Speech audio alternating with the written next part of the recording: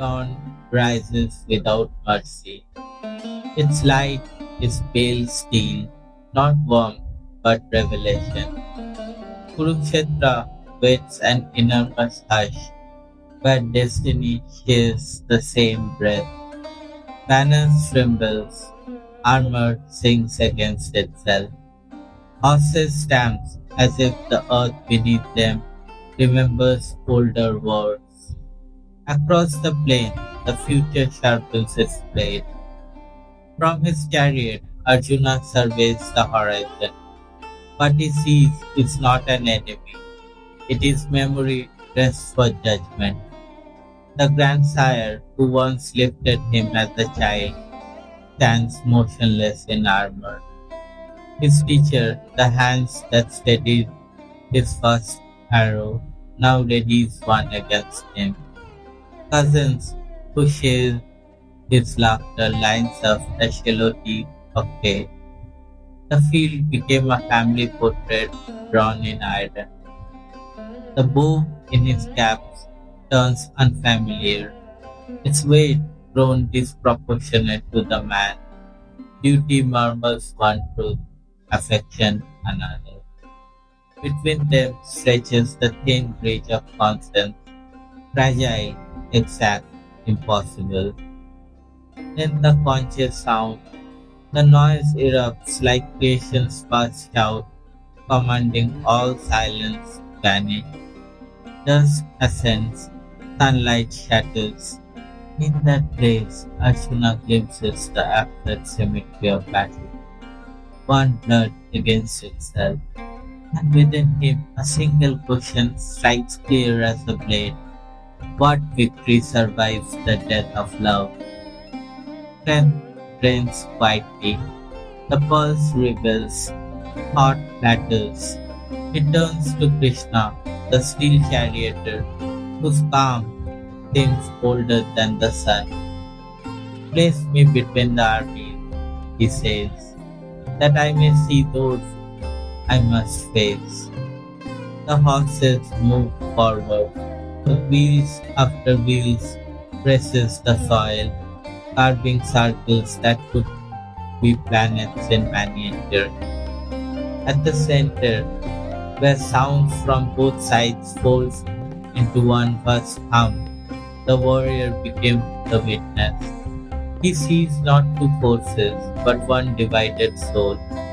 The axis of the world runs through his chest. My limbs weakens, he whispers. My mouth burns dry. What joy can live in a trunk that erases its own reason for being? The words falls between him and Krishna like ashes pulling up the flame. They are not excuses. They are the body speaking truth before the mind can decorate it. Around them, commands fly, drums resume, the machineries of history continue.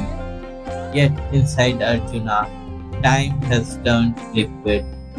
He imagines fathers without sons, widows without music, empty courtiers echoing children's names. The bow slips from his fingers.